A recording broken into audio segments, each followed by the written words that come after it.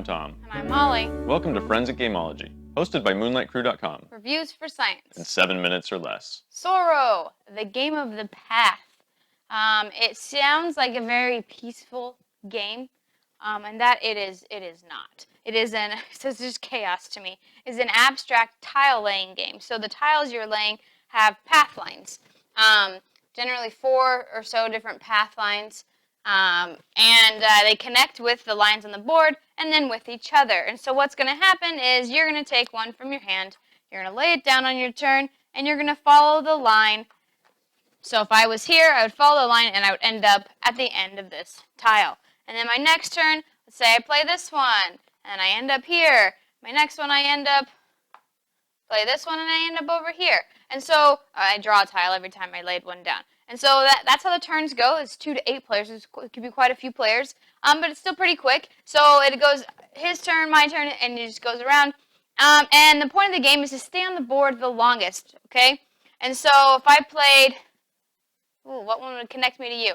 This tile, we would then, no, we wouldn't be on the same tile, but I would end up over here. So the point of the game is to stay on the board as long as you can. In a 2-player game, it's easier to do that for longer because you can't cross. But if I was right here, it'd be a lot easier for us to be on the same tile and then for me to die. So all it takes is for Tom to place a tile that then shoots me off the board and I'm dead. So the point of the game is to shoot other people off the board and to stay on the board as long as you can, which creates chaos, simplicity versus complexity. This game is very simple. The rule book is just this, and so it's very simple to read through. And if someone, you can just skip the rules if someone's showing you how to play, and you'll pick it up on their first turn. You play a tile, you advance your piece, you draw a tile. If you run out and you're playing with more than 2 players, there's a dragon tile as a placeholder for who gets to draw next when someone else goes out and the rest of their tiles are shuffled in. It's as simple as that, and you just have to make sure you stay on the board. Yeah, I think this game is pretty simple. You have one objective: stay on the board. How to do that is not so simple because it does get very chaotic. Because yeah, Tom just did a loop and I just went here, and so it gets, the more tiles that are on the board, the crazier loop you have to look through. And that's where the abstract part comes in because you're trying to follow all these lines. Oh, can't do that. That'll kill me. That'll kill me. This one won't kill me. And so that's what it comes through at the end of the game. So yeah, it's pretty easy. You just place a tile and move. Luck versus strategy. I think there's a lot of strategy in this game. Granted, there's luck where you draw the tile that you need, but I mean, they all just go crazy ways, so yeah, that's just going to happen. Yeah. But the strategies here, you have to try to stay on the board, and so maybe you try to stay away from your opponent so they can't affect you. Or maybe you try to go straight at them and see if you can push them off the board with one of your tiles and get an early elimination. There's a lot going on, and for a very light game that you can play very quickly with a lot of players, there's a lot of depth of strategy. I would agree. I think there's a lot of strategy in this game. I would call it chaotic strategy because there's just so much going on. There's so many different movements, so many different things that are happening, especially as more people lay tiles on the board that you have to plan for. But you can plan for them. You've got 3 tiles, and they all go crazy ways, and you can plan it. You can, again, like Tom said, stay away or go right up to your opponents and hope that you get the tile that shoves them off and keeps you on.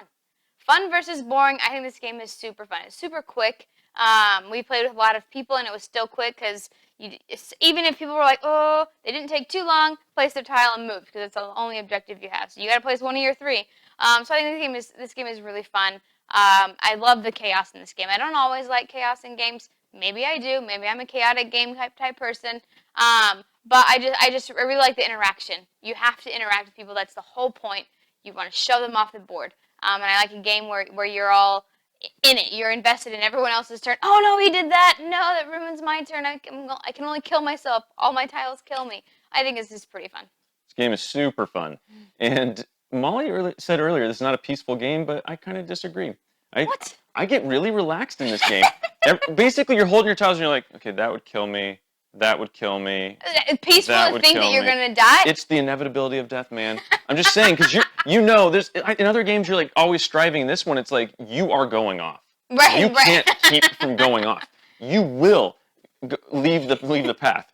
You just have to do it last. And so that's the thing is like like people are going to start flying off this path, especially in a higher count game. We played by ourselves. We also played with like 5 players just the other night, and people started just shooting off the board. And it's like, well. And you just have to be really careful. And I don't know, I felt really relaxed. And even one of our friends was like, this is chill.